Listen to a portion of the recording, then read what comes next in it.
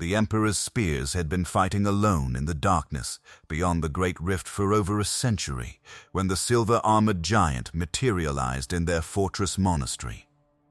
No advance warning. No request for permission to approach. No explanation transmitted through the Vox networks that struggled to function in the warp-torn space of Imperium Nihilus. The warriors of the First Claw simply found him standing in their stratagem one morning, studying their tactical displays with the focused intensity of a scholar examining ancient texts. Brother Lieutenant Commander Amadeus Kaias Incarius of the Mentor's chapter wore armor in deep blue and white, the stylized red avian symbol on his shoulder guard marking him as something most of the Emperor's spears had never encountered. His servo skull, designated Honorada after the chapter serf who accompanied him, floated at shoulder height, recording everything with the methodical precision that characterized all Mentor's operations. "I am here to assess your chapter's tactical effectiveness," Amadeus announced without preamble, his voice carrying the flat authority of someone who expected his presence to be accepted without question. The Adeptus Terra requires accurate intelligence regarding Astartes' capabilities in the Alara's Vale region. You will provide me access to your after-action reports, casualty assessments, and strategic planning documentation. This scene, preserved in Aaron Dembski-Bowden's novel Spear of the Emperor, represents one of the few detailed accounts of how the Mentors operate in the field. The Emperor's spears were not pleased to host this uninvited observer. Their chapter master, Aratos, viewed Amadeus's presence as implicit criticism, a suggestion that they needed oversight or correction. The Mentor's warrior made no effort to soften this perception. He observed their operations with clinical detachment, noting inefficiencies and tactical shortcomings with the emotional investment of a Mechanicus adept cataloging machine defects. What makes this encounter particularly valuable for understanding the Mentors is not what Amadeus did, but what his presence revealed about his chapter's fundamental nature. He had crossed the Great Rift alone, navigating warp storms that had cut off entire sectors from Imperial contact, to reach a chapter that most of the Imperium had written off as lost. This mission required capabilities that few Astartes forces possessed: the ability to traverse unstable warp routes, access to intelligence networks that could identify which chapters in Imperium Nihilus still functioned effectively enough to be worth assessing, and most tellingly, the authority to simply arrive and demand cooperation from warriors who owed him nothing. The Emperor's spears eventually came to respect Amadeus, though not necessarily to like him. His tactical observations proved accurate. His recommendations, when they chose to implement them, improved their operational effectiveness. But the relationship remained fundamentally uncomfortable, colored by the reality that accepting help from an outsider challenged their self-image as independent warriors capable of solving their own problems. This discomfort, strategic analysts within the Ordo Astartes have noted, is precisely what the Mentors provoke wherever they deploy. They are the chapter nobody requests, but many forces need. The advisors whose presence serves as tacit acknowledgement that something has gone wrong, and outside expertise is required to correct it. Understanding why the Mentors exist, and why they operate with such apparent immunity from the normal protocols governing inter-chapter relations, requires examining their origins and the unique circumstances of their founding. The Mentors were created during the 26th founding in 738 M41, making them one of the youngest Space Marine chapters in active service. This relatively recent origin stands in sharp contrast to the ancient chapters whose histories stretch back to the days of the Great Crusade. While the Blood Angels can trace their lineage directly to Sanguinius and the Ultramarines to Roboute Guillimon, the Mentors have existed for barely 3 centuries, a mere eye blink in the span of Imperial history. The circumstances of their creation reveal much about their intended purpose. They were designated Chapter 888, filling a specific gap in the Imperium's order of battle created by the loss of their predecessors, the Star Scorpions. The Star Scorpions had been founded during the 25th founding, but their service to the Emperor proved tragically brief. Lost in warp transit under circumstances that remain classified, the entire chapter disappeared, leaving behind only fragmentary records and a gene seed legacy that had become dangerously corrupted during their isolation. When the decision was made to create a replacement chapter, the Adeptus Terra faced a critical choice. They could have simply selected new recruits, implanted them with the Star Scorpion's surviving gene seed, and rebuilt the lost chapter under its original name and traditions. This was standard procedure when chapters were destroyed or fell below operational strength. But in this case, the corruption present in the Star Scorpion's gene seed made that approach untenable. Whatever had happened to them in the warp had changed their genetic legacy at a fundamental level, introducing mutations and instabilities that would doom any new chapter built upon that foundation. The Administratum instead drew fresh Ultramarines gene seed from the repositories on Terra itself, stock that had been preserved in stasis for millennia specifically for situations like this. This decision created an interesting organizational reality. The Mentors were a new chapter in every meaningful sense, with no continuity of tradition or culture connecting them to the Star Scorpions they replaced. Yet they inherited the numerical designation Chapter 888 and the organizational slot in Imperial military planning that their predecessors had occupied. Tactical scholars who have studied the 26th founding in detail note that this was not the only instance of such replacement. Multiple chapters founded during this period filled gaps left by predecessors who had been lost to various catastrophes. One could reasonably infer from this pattern that the 26th founding was conceived partially as a restoration project, an attempt to rebuild the Imperium's Astartes strength to pre-established levels rather than expanding beyond them. The timing supports this interpretation. By the mid-41st millennium, the Imperium had suffered massive losses from conflicts ranging from the Age of Apostasy to the Gothic War, and the strategic situation demanded reliable forces that could be deployed rapidly to threatened sectors. What made the Mentors distinctive was not their replacement status, but the operational doctrine they were given from inception. Records preserved in the archives of the Adeptus Terra, fragments of which have been analyzed by researchers granted limited access, suggest that the Mentors were designed with a specific mission profile that diverged from standard Space Marine chapter templates.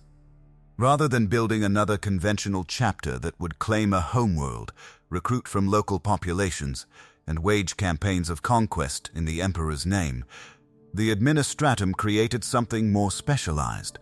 The exact details of this mission profile remain frustratingly vague in available sources. What can be confirmed is that the Mentors were organized from their earliest days around a doctrine of force dispersal rather than concentration.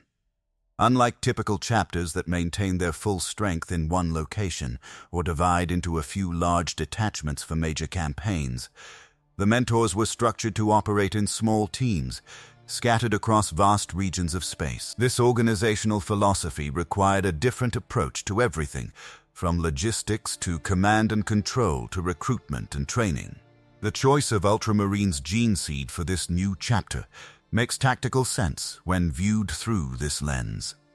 The Ultramarines lineage is renowned for its stability and adaptability, producing warriors who can function effectively in diverse environments without the specialized strengths and weaknesses that characterize other Primarch bloodlines. A chapter intended to operate in dispersed teams across multiple theaters would benefit from this genetic baseline, ensuring that individual squads could adapt to whatever situations they encountered without requiring the specialized support that other gene seed lineages might demand. The location of the Mentors' fortress monastery has never been officially disclosed, a level of operational security that is highly unusual for Space Marine chapters. Most chapters proudly proclaim their homeworlds or fleet-based headquarters, incorporating these locations into their identity and using them as recruiting grounds for new warriors. The mentors maintain no such public face. Strategic analysts examining their operational patterns have theorized that they maintain a fleet-based headquarters rather than a planetary installation, which would align with their dispersed operational doctrine and provide the mobility necessary to support advisory teams operating across vast distances. This theory gains support from the logistical requirements of their mission. A chapter that routinely loans squads to other Imperial forces scattered across the galaxy would need the ability to rapidly redeploy those teams when crises emerged. A fixed planetary fortress would create response time delays that could prove catastrophic. A mobile fleet base, by contrast, could position itself strategically to minimize travel times to high-priority deployment zones. The operational doctrine that defines the mentors can be summarized simply. They loan squads to other Imperial forces. Those teams serve embedded with their host units for the duration of specific campaigns or operations, then return to the chapter with the tactical intelligence and combat experience gained during their deployment. This straightforward description, however, conceals the profound implications of how this system actually functions and why it represents such a departure from conventional Space Marine operations. Most Space Marine chapters operate as unified forces under the direct command of their own officers. When they are assigned to Imperial campaigns, they fight as independent formations, coordinating with other forces but maintaining their autonomy and identity. A Blood Angels company deployed to a war zone will operate as Blood Angels, following their chapter's tactical doctrines and command structure, cooperating with other Imperial forces but not integrating into their command chains. The mentors, by contrast, deliberately embed their warriors within other forces' organizational structures. A mentor's squad assigned to an Imperial Guard regiment does not operate as a separate Space Marine force that happens to be fighting in the same theater. They integrate into the regiment's command structure, accepting assignments from the regiment's officers, coordinating their operations with Guard units, and functioning as specialized assets within the larger force, rather than as an independent element. This requires a completely different psychological approach to warfare than what characterizes most Astartes operations. Space Marines are conditioned from their earliest training to view themselves as superior to baseline humans, an attitude reinforced by the simple reality that their genetic enhancements and advanced equipment make them dramatically more capable combatants than unaugmented soldiers. This superiority can manifest as protective paternalism in some chapters or outright contempt in others, but it always creates psychological distance between Astartes and the humans they fight alongside. The mentors must overcome this conditioning to function effectively in their embedded role. This does not mean they pretend to be equals with the humans they advise. Their transhuman nature remains obvious and undeniable, but they must learn to work within command structures where they are not automatically the senior authority, to accept orders from officers whose tactical understanding may be inferior to theirs, and to communicate their expertise in ways that will be heard and implemented, rather than triggering defensive pride or resentment. The training required to produce warriors capable of this kind of embedded operations must differ substantially from standard Astartes conditioning. Intelligence assessments based on observed mentors' behavior in the field suggest they receive extensive education in diplomatic communication, cultural sensitivity, and the political dynamics of Imperial military organizations. These are not subjects typically emphasized in Space Marine training, where the focus is overwhelmingly on combat effectiveness and loyalty to the Emperor and chapter. The question of how long individual mentor squads serve with their host units before returning to the chapter remains unclear from available sources. Logical analysis of their operational patterns suggests that deployment lengths vary based on mission requirements and the needs of the forces they are supporting. A squad advising a Space Marine chapter during a specific campaign might deploy for the duration of that campaign, perhaps months or years. A team supporting an Imperial Guard crusade force engaged in a multi-decade reconquest operation might serve far longer, potentially an entire generation of human soldiers if the strategic situation warranted their continued presence. This creates interesting implications for unit cohesion and identity within the Mentors chapter.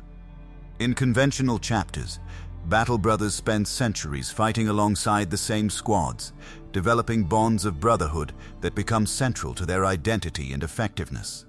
Mentors squads, by contrast, might find themselves separated from their chapter for decades at a time, operating independently with only sporadic contact with their brothers. Upon returning, they would be reassigned to new deployments with different host units, creating a pattern of constant disruption to traditional squad-based relationships. One could reasonably infer from this operational reality that the Mentors organize themselves around more fluid team structures than standard chapters, prioritizing individual skill and adaptability over the rigid squad cohesion that characterizes forces like the Ultramarines or Imperial Fists.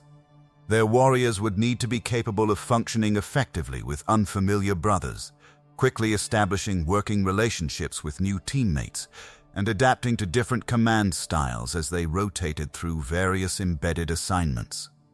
The intelligence gathering aspect of this doctrine deserves particular emphasis. When a Mentor's squad returns from an extended deployment, they bring with them detailed knowledge of how that particular Imperial force operates, what tactical approaches proved effective or ineffective, what equipment performed well or failed under combat conditions, and what lessons were learned. Through blood and experience, this information would be systematically debriefed, documented, and incorporated into the chapter's institutional knowledge base. Over decades and centuries, this process would create an intelligence archive of extraordinary value. The Mentors would possess detailed tactical assessments of hundreds or thousands of different Imperial military units, understanding their strengths, weaknesses, doctrine, and capabilities with a depth that few other organizations could match. This knowledge would prove invaluable for planning future deployments, allowing the chapter to match their advisory teams to specific situations based on historical precedent and documented effectiveness. The specialized elite cadre mentioned in early Mentor source material represents the most advanced expression of this embedded operations doctrine. These warriors, drawn from the chapter's most experienced and capable battle brothers, were designed for missions that exceeded the capabilities of standard advisory teams. Counter-terrorism operations, complex undercover missions, and service as squad leaders for non-Astartes units all fall within their purview. This elite cadre concept raises interesting questions about what kind of operations the Mentors considered too sensitive or specialized for their standard loaned squads. Tactical analysts studying the limited available information about elite cadre deployments have theorized that these warriors might serve in situations where Imperial forces faced threats that required not just tactical advice but direct intervention by experts with specific skill sets. A counter-terrorism mission against a Genestealer cult that had infiltrated a planetary government, for instance, might require the kind of surgical precision and operational security that only elite cadre warriors could provide. The fact that elite cadre members were authorized to serve as squad leaders for non-Astartes units is particularly revealing. This suggests they received training not just in tactics and combat, but in the fundamentals of leadership and man management applicable to baseline human soldiers. Leading a squad of Space Marines requires understanding their enhanced capabilities and conditioning. Leading a squad of Imperial Guardsmen requires completely different skills, accounting for their psychological limitations, physical vulnerabilities, and the morale factors that can break unaugmented humans under extreme stress. Chapter Master Nisk Ran-Thawll represents the greatest mystery surrounding the Mentor's command structure. The fragments of information available about him, primarily drawn from early source material dating to the chapter's first decades of operation, paint a portrait of a leader whose authority extends beyond what normally characterizes even senior Space Marine officers. The most provocative claim about Nisk Ran-Thawll, preserved in sources dating to the late M41, states that he is rumored to have met the Emperor personally. This claim, if true, would place him among an extraordinarily select group. By the time the Mentors were founded in 738 M41, the Emperor had been entombed upon the Golden Throne for over 10,000 years, his physical form sustained by the sacrifice of thousands of psychers daily, while his consciousness operated on planes beyond mortal comprehension. Very few individuals in the modern Imperium can claim to have experienced direct contact with the Emperor, and most such claims are treated with appropriate skepticism by rational observers. Yet this rumor persists in Mentor's source material with enough specificity to warrant serious consideration. One possible interpretation consistent with known facts is that Nisk Ran-Thawll served in some capacity on Terra before the Mentor's founding, perhaps as part of the Adeptus Terra's military planning apparatus, and had access to the throne room during that service. Proximity to the Emperor, even in his current state, might be interpreted by those who experienced it as a form of meeting, particularly if the individual in question possessed any psychic sensitivity that allowed them to perceive the Emperor's vast consciousness. Another interpretation, perhaps more consistent with the Mentor's observed operational patterns, is that the rumor is deliberately cultivated as part of the mystique surrounding their chapter master, and by extension their entire chapter.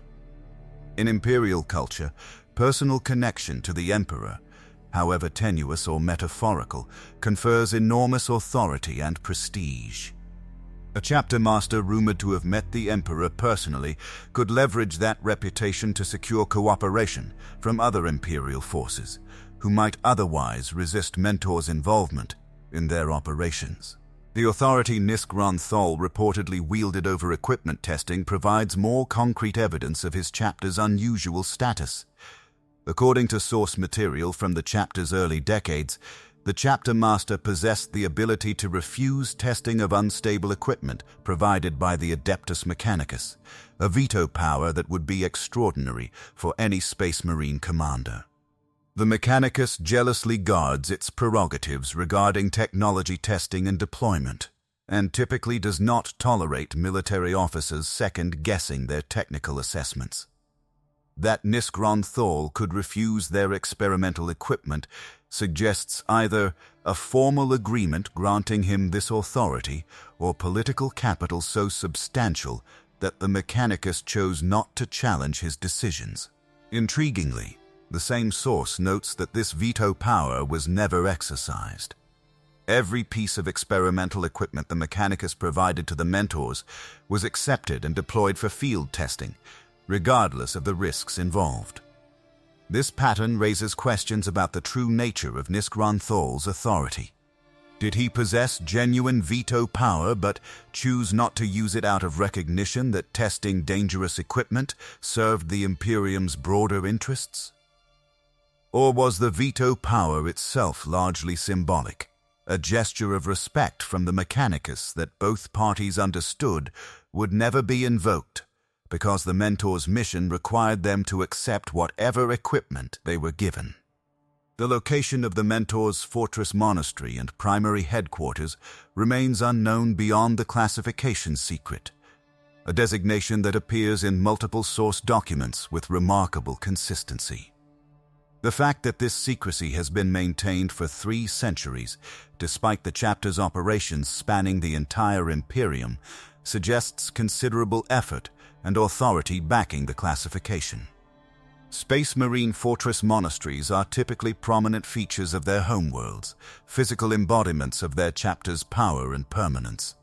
The Ultramarines' Fortress of Hera, the Blood Angels Monastery on Baal, the Space Wolf's Fang on Fenris. These are legendary structures whose locations are known throughout the Imperium. The Mentors have no such public face.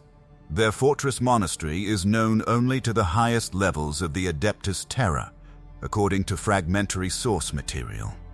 A restriction that suggests either extreme operational security concerns or a deliberate cultivation of mystery as an organizational asset. Strategic analysts examining this peculiarity have developed multiple theories about what such secrecy might protect. The most straightforward interpretation holds that the Mentors operate from a fleet-based headquarters whose location changes constantly as it moves throughout Imperial space.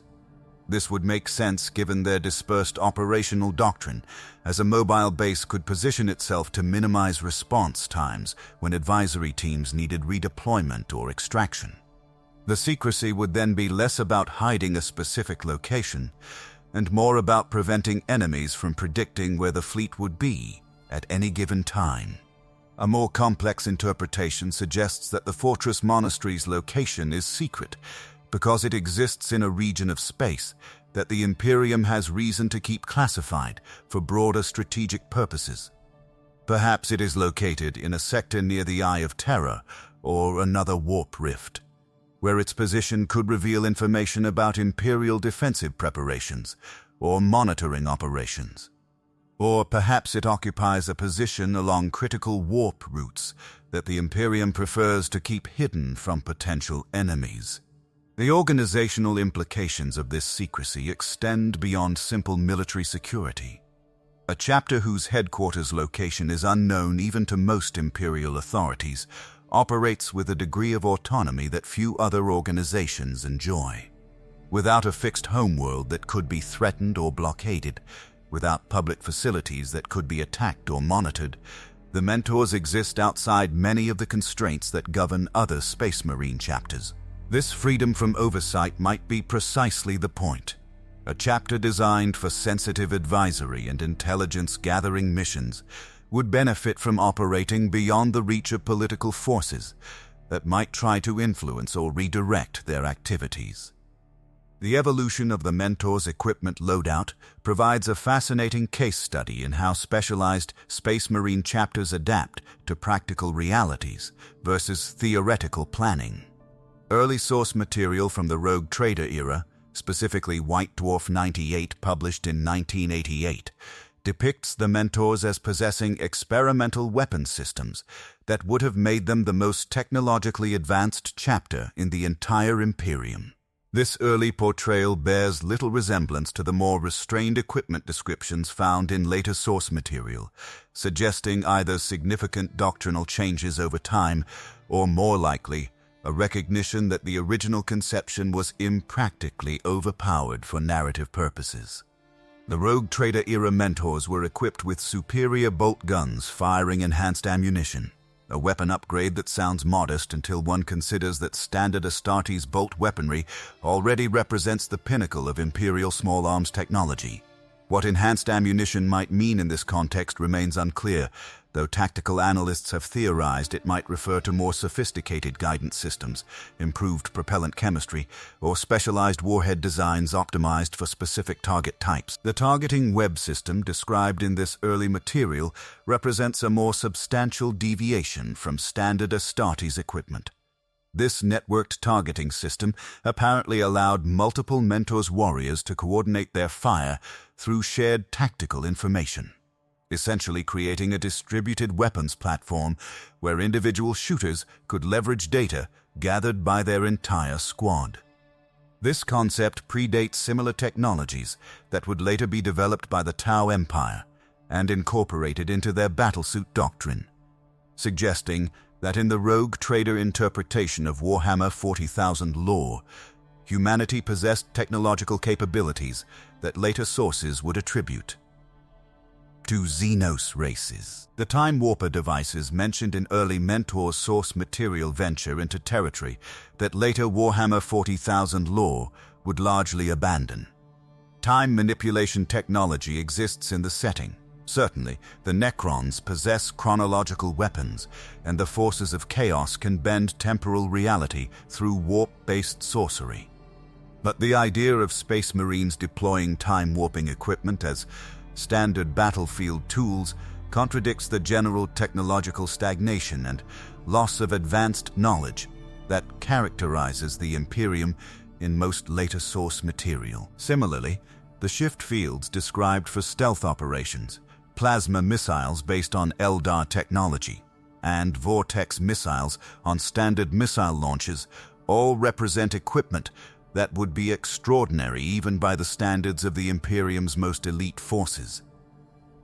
Vortex weapons, in particular, are among the most dangerous technologies available to Imperial forces, creating tiers in reality that consume anything they touch. The idea that an entire Space Marine chapter might deploy such weapons routinely suggests a level of technological access that seems inconsistent with both the rarity of such technology and the catastrophic consequences of its malfunction. The most reasonable interpretation of this early equipment list is that it represents an initial conception of the Mentors as a chapter defined primarily by technological superiority, a testbed for experimental systems that would later be distributed to other Imperial forces if they proved effective.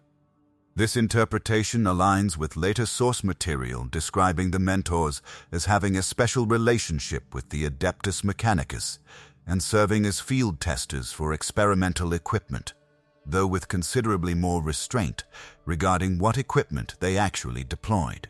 The modern Mentors, as depicted in sources like Spear of the Emperor, appear to employ a more conventional Astartes loadout, with emphasis on reliability and versatility rather than experimental technology. This evolution likely reflects both narrative considerations, overpowered equipment makes for less compelling stories, and a more sophisticated understanding of what their actual mission would require. Advisors embedded with other Imperial forces need equipment they can maintain in the field without constant technical support. Weapons that function reliably across diverse combat environments, and systems that won't fail catastrophically if they malfunction.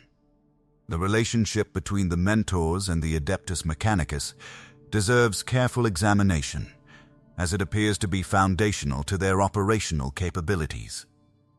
Multiple source documents reference this close relationship, with the Mentors serving as testing platforms for experimental equipment in exchange for early access to advanced technology. This arrangement would benefit both parties substantially. The Mechanicus gains field test data from warriors whose expertise and experience ensure accurate assessment of equipment performance. The Mentors receive cutting-edge technology that enhances their effectiveness and reinforces their reputation as tactically superior to other Astartes forces. This symbiotic relationship likely involves considerably more than simply handing the Mentors experimental weapons and asking for feedback. The Mechanicus would want detailed technical specifications on how the equipment performed under various combat conditions, failure analysis when systems malfunctioned, and comparative assessments against standard equipment used by other Imperial forces. The Mentors, in turn, would need Mechanicus technical support to maintain and repair experimental systems that might not have established maintenance protocols or readily available replacement parts. The political implications of this relationship extend beyond technology access. The Mechanicus maintains enormous influence throughout the Imperium due to its monopoly on advanced technology and manufacturing capacity. A Space Marine chapter with particularly close Mechanicus ties would benefit from that influence, potentially gaining support for their operations and missions that other chapters might struggle to secure. This could partially explain how the Mentors obtain authority to embed with other Imperial forces. The Mechanicus might facilitate these deployments by providing technical justification for why Mentors advisors are necessary to evaluate experimental equipment in diverse combat scenarios. The documented operations of the Mentors chapter remain frustratingly incomplete, with confirmed deployments numbering far fewer than one would expect for a chapter that has been active for 3 centuries. This scarcity of verified information likely reflects both the classified nature of many Mentors' operations and the reality that advisory missions conducted by small teams embedded with other forces often go unrecorded in Imperial histories, which tend to focus on the primary formations involved in major campaigns rather than supporting elements or individual advisors. The Charadon Campaign during M42 represents one of the few extensively documented Mentors operations in available source material. This campaign saw Mentors forces operating as part of a mixed Imperial task force that included the Excruciator's Space Marine chapter, elements of the Nova Marines, Sisters of Battle, Skitarii forces from multiple Forge worlds, and Imperial Guard regiments drawn from across the sector. The objective was the liberation or destruction of the industrial world Ferric, which had fallen under hostile control through circumstances that remain unclear in declassified records. The Mentors' role in this campaign appears to have been primarily leadership and coordination rather than direct combat, though they certainly participated in the fighting. Leading a mixed force of this nature, with multiple organizations maintaining distinct command structures and operational doctrines, requires exactly the kind of diplomatic expertise and tactical flexibility that defines Mentors' training. One could reasonably infer from their leadership role that the Adeptus Terra or Sector Command selected them specifically because they possessed experience in coordinating disparate Imperial forces toward common objectives. The outcome of the Ferric operation remains unclear from available sources. Strategic analysts examining fragmentary after-action reports have noted that the campaign appears to have achieved at least partial success, as Ferric no longer appears on Imperial threat assessments from subsequent years. Whether this indicates successful liberation, complete destruction of the world to deny it to enemies, or simply administrative changes in how Sector Command tracked contested territories cannot be determined from available documentation. The Mentors' ongoing conflict with the Biel-Tan craft world represents a completely different type of engagement from the Charadon Campaign. Biel-Tan is one of the major Aldari craft worlds, known for its militancy and its commitment to reclaiming worlds the Aldari consider part of their ancient empire. Conflict between Biel-Tan and Imperial forces is common throughout regions of space where the craft world maintains strategic interests, but the specific mention of Mentors' involvement suggests something more sustained than casual encounters during broader campaigns. The nature of this conflict remains poorly documented in available sources. Are the Mentors engaged in a sustained campaign against Biel-Tan forces? Or do their operations in certain regions simply bring them into regular contact with Aldari forces operating in the same space? The distinction matters substantially for understanding their operational priorities. A dedicated anti-Aldari campaign would suggest the chapter has made defeating Biel-Tan a strategic priority, possibly in response to specific provocations or as part of broader Imperial efforts to contain craft world expansion. Incidental contact during operations in Aldari contested space would indicate something more routine, the kind of Xenos encounters that any Imperial force operating in those regions might experience.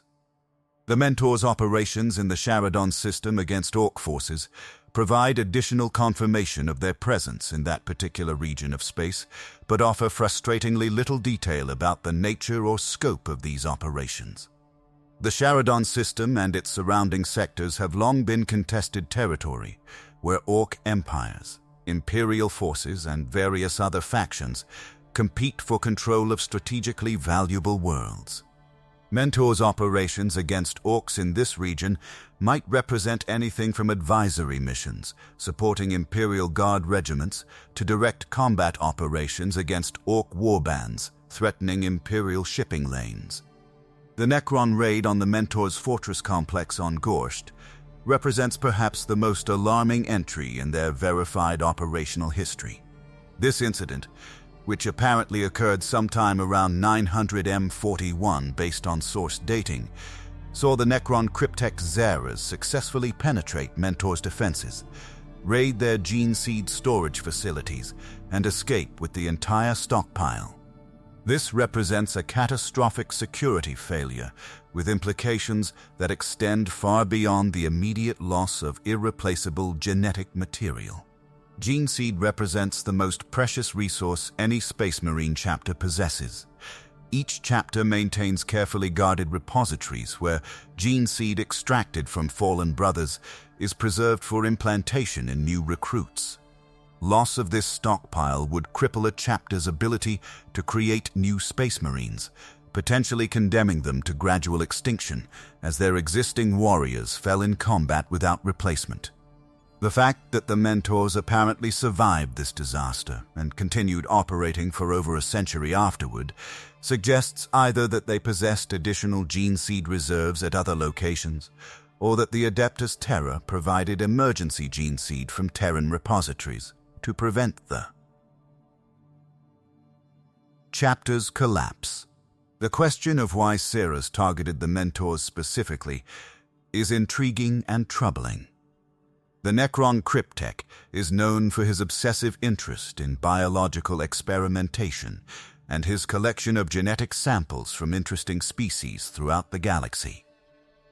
What would make Mentor's gene seed particularly valuable to him? The most straightforward interpretation is that as a relatively young chapter with Ultramarines' genetic lineage, their gene seed represented a fresh sample uncontaminated by millennia of accumulated mutations and environmental adaptations that characterize older chapters. For a being conducting genetic experiments, pristine baseline stock might be more valuable than exotic, but highly specialized variants. The broader implications of this raid extend to questions about Mentor's security protocols and the vulnerability of their dispersed operational structure. How did Ceres locate their gene seed repository? If their fortress monastery location is secret even to most Imperial authorities, how did a Necron Cryptek gain intelligence sufficient to plan and execute a successful raid? The answers might be as simple as Necron technology allowing for detection and infiltration capabilities beyond what Imperial forces can counter, or as troubling as the possibility that information about Mentor's facilities has been compromised through means unknown. The mission to Imperium Nihilus, depicted in Spear of the Emperor, represents the most thoroughly documented Mentor's operation in available source material, though even this remains fragmentary, as the novel focuses primarily on the perspective of the Emperor's Spears chapter rather than on Amadeus's. Activities. Brother Lieutenant Commander Amadeus Kaias, Incarius, was dispatched across the Great Rift to assess the Emperor's Spear's tactical effectiveness and survival capabilities in the isolated regions beyond the Rift's termination. This mission reveals several important aspects of Mentor's operations that other source material only hints at. First, the fact that Amadeus was sent alone rather than with a full advisory team suggests that assessment missions require fewer personnel than active advisory deployments. A single highly trained observer can evaluate a chapter's operations and provide detailed reports without the support structure necessary for teams that will be actively participating in combat operations.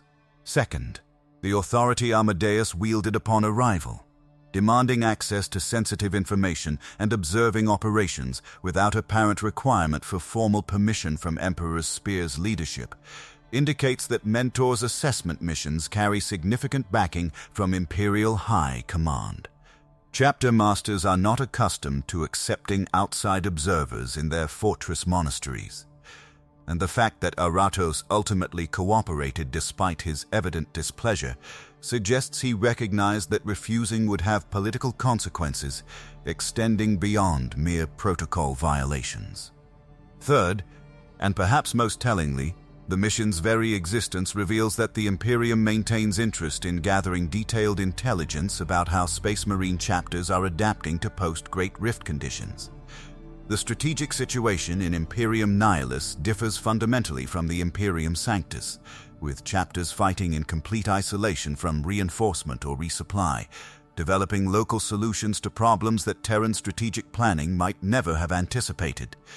Understanding how these isolated chapters are surviving and adapting provides valuable intelligence for planning broader Imperium Nihilus operations, and for preparing other chapters that might be deployed across the Rift. The most disturbing information about the Mentors emerges not from official operational records, but from the perspective of Anuradha Das, the chapter serf who served Amadeus during his mission to assess the Emperor's spears. Aaron Dembski-Bowden's Spear of the Emperor is narrated largely through Anuradha's eyes, and her observations of Amadeus and the Mentor's culture he represents paint a considerably darker picture than the clinical efficiency suggested by their official mission profile. Anuradha describes a chapter where serfs are treated not as valued servants or even as useful tools, but as essentially disposable resources whose welfare merits no consideration beyond what operational efficiency requires. This attitude manifests in ways both petty and profound. Amadeus never learns her name, referring to her only by function or allowing his servo skull designated with her name to serve as a proxy for actual human recognition. When she speaks, he often ignores her, unless her words contain tactically relevant information. Her comfort, her safety, her dignity as a human being, none of these register as concerns worthy of his attention. This treatment might be dismissed as simply reflecting the vast gulf between transhuman space marines and baseline humans, an unfortunate but understandable psychological distance created by the fundamental differences in their nature and capabilities. But Anuradha's narration suggests something more troubling than mere indifference. She describes observing behaviors among the Mentor's serfs that indicate systematic abuse and degradation extending beyond what would be necessary or typical even in the harsh environment of an Astartes chapter. The most alarming detail mentioned in the novel concerns a disease spreading among the serf population aboard Mentor's vessels. This illness apparently affects multiple serfs, causing symptoms that are never fully described, but which clearly cause suffering and impairment. The Mentor's response to this disease, as Anuradha understands it, is essentially to ignore it. No medical treatment is provided. No quarantine measures are implemented to prevent spread.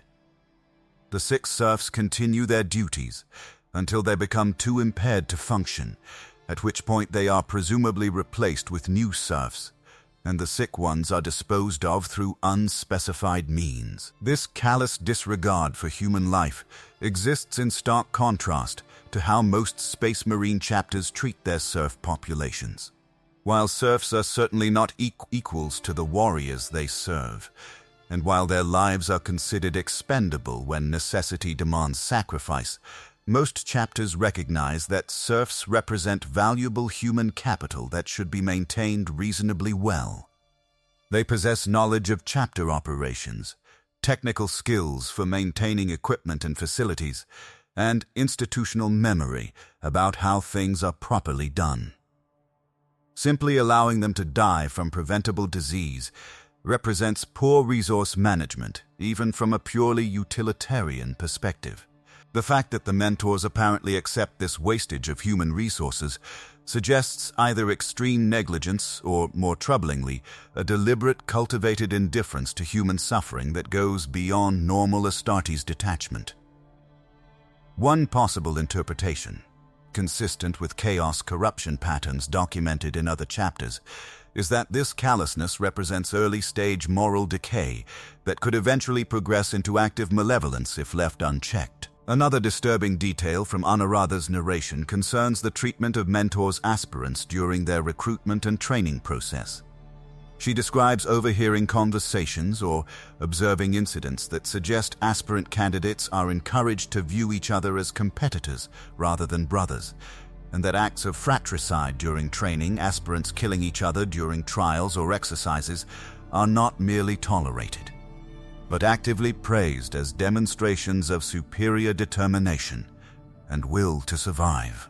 This approach to recruitment stands in direct opposition to the brotherhood and unit cohesion that characterize most Space Marine chapters.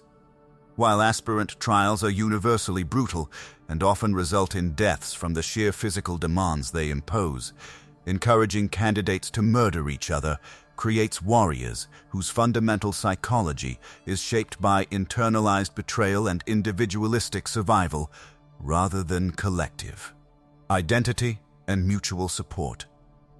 The long-term implications of such conditioning are potentially catastrophic for unit cohesion and trust among battle brothers. The number 888 associated with the mentors as Chapter 888 takes on ominous implications when viewed through the lens of chaos numerology. In imperial culture, and particularly in military superstition, the number 8 is associated with Khorne, the blood god of the ruinous powers. The triple repetition of 8 in 888 amplifies this association, creating what practitioners of chaos worship would consider an extremely powerful symbolic connection. Whether this association was deliberate when the chapter was numbered during the 26th founding, or merely an unfortunate coincidence, remains impossible to determine from available sources. The irony of a chapter bearing Khorne's number potentially falling to corruption by Nurgle, suggested by the disease spreading among serfs and the general atmosphere of decay and neglect, would not be lost on those who study chaos influence patterns. The dark gods do not respect mortal categorizations or expectations, and a chapter carrying one god's number might easily become the instrument of another if the circumstances aligned properly. The signs of moral and spiritual decay that Anuradha observed could represent the early stages of corruption that will not become obvious until it has progressed beyond any possibility of redemption. It is important to note that Spear of the Emperor presents only limited observations from a single serf's perspective during one mission. Anuradha's interpretation of what she observed might be colored by her own biases, limited understanding of Mentor's culture, or simple misunderstanding of practices that have benign explanations she was not privy to. The disease among the serfs might be a recently emerged problem that Mentor's leadership is addressing through means not visible to a visiting serf. The encouragement of fratricide among aspirants might be exaggerated accounts of training accidents that were particularly unfortunate rather than representing systematic policy. Nevertheless, the details Dembski-Bowden chose to include in his novel suggest intentional character work, depicting the mentors as a chapter with significant moral and cultural problems. An author of his caliber does not casually include details about disease-ridden serfs and praised fratricide, unless he intends to communicate something important about the organization being portrayed. Whether these details represent canonical truth about the mentors or merely one novel's interpretation of them remains ambiguous. But they cannot be dismissed entirely as irrelevant to understanding the chapter's nature. The mentors exist in a state of productive ambiguity that serves their mission far more effectively than transparency ever could. They are simultaneously everywhere and nowhere, known to every imperial military organization yet understood by almost none. Their operations span the galaxy, their advisors embedded with forces from the Segmentum Solar to the fringes of Imperium Nihilus, yet their actual chapter strength, headquarters location, and command structure remain classified even from most of the authorities they nominally serve. This operational opacity is not accidental or incidental. It is fundamental to how they function and why they remain effective after 3 centuries of service. An advisor whose capabilities are fully known, whose methods are completely documented, whose limitations are clearly defined, loses much of his mystique, and with it much of his authority. The mentors derive substantial authority precisely from the fact that imperial forces dealing with them cannot be certain what they are capable of, what intelligence networks they maintain access to, or what authority they possess to enforce their recommendations if those recommendations are ignored. Consider the practical implications of this mystery from the perspective of an Imperial Guard colonel or Space Marine captain who finds himself being advised by a mentor's team. He knows they come from a classified chapter with close Mechanicus ties and unknown mission parameters. He knows they have successfully crossed the Great Rift when most forces cannot, suggesting capabilities his own forces lack. He knows their gene seed was stolen by one of the most dangerous beings in the galaxy, implying they have been targeted by enemies who consider them significant enough to warrant personal attention from Necron royalty. He knows they test experimental equipment, meaning they might deploy weapons and systems his forces have never encountered. What he does not know is whether the Mentor's advisor standing before him has the authority to report directly to the Adeptus Terra about his performance, whether refusing their advice might result in his removal from command, whether they maintain surveillance on his operations beyond what is immediately visible, whether they are gathering intelligence for purposes beyond simple tactical assessment. The uncertainty itself becomes a form of leverage, encouraging cooperation through ambiguity rather than through clearly defined threat or incentive. This weaponization of mystery extends to their relationship with potential enemies, Chaos forces, Orc war bosses, Ildari Farseers, Tau commanders.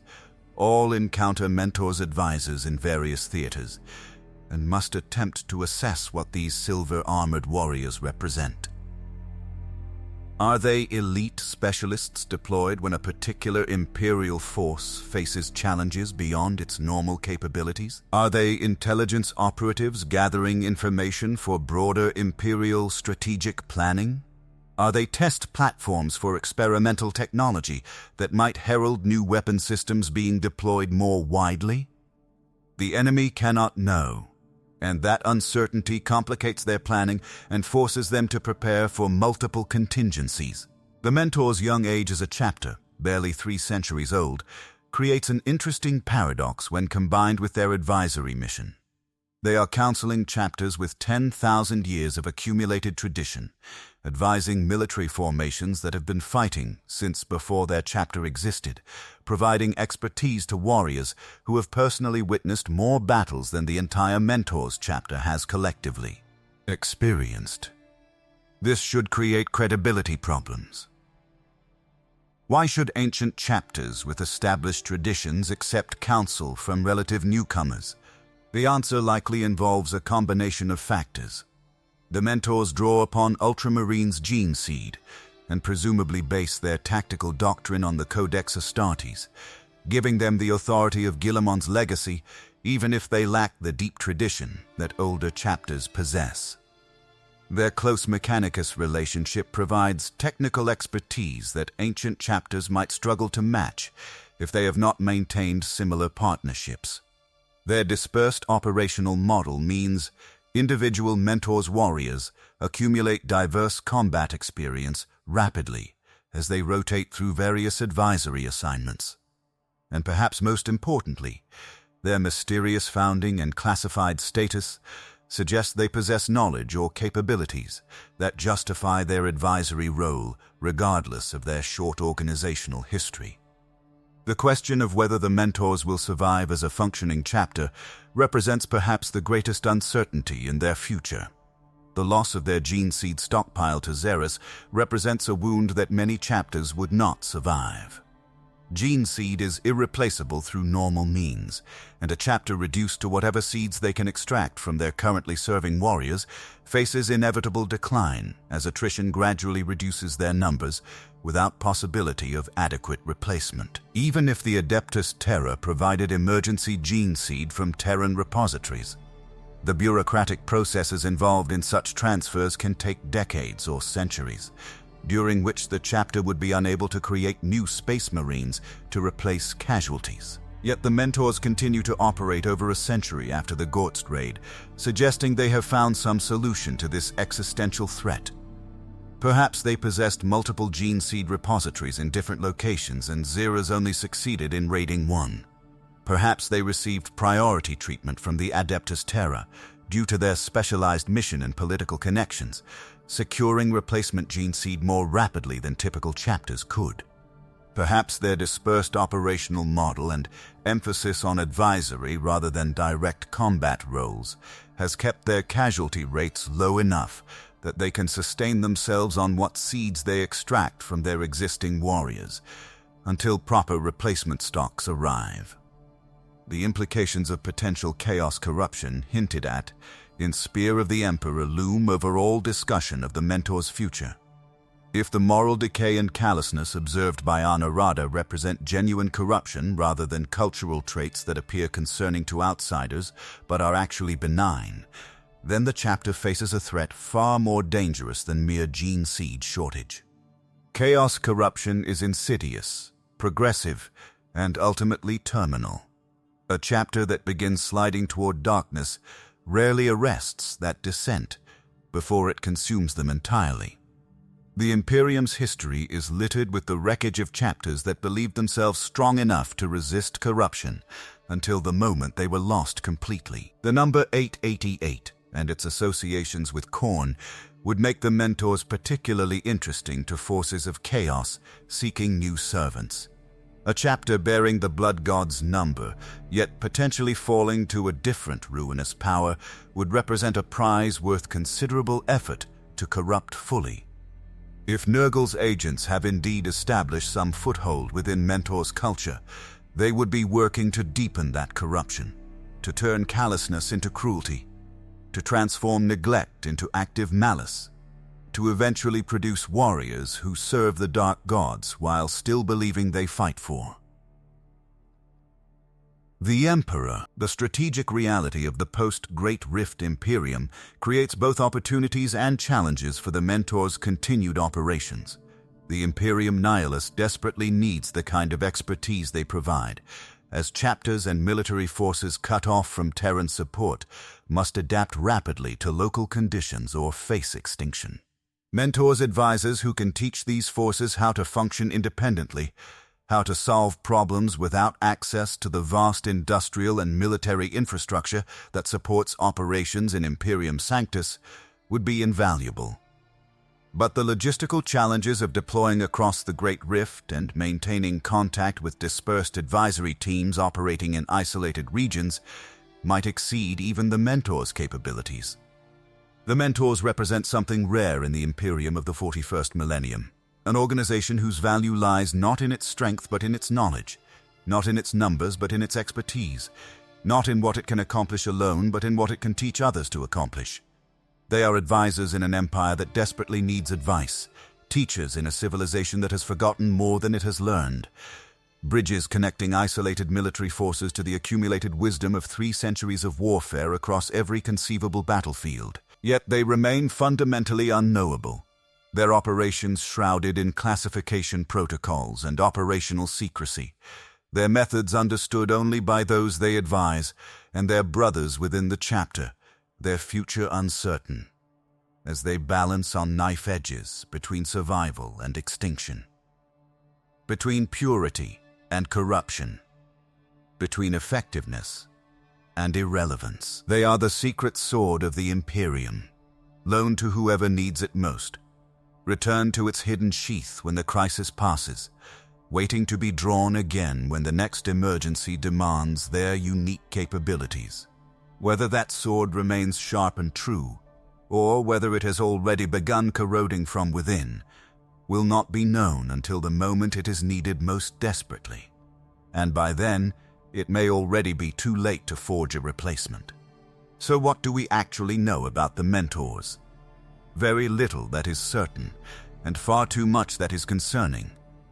They exist in the shadows of Imperial military operations, moving between war zones as needed, advising forces that may never realize how much their survival depended on that council.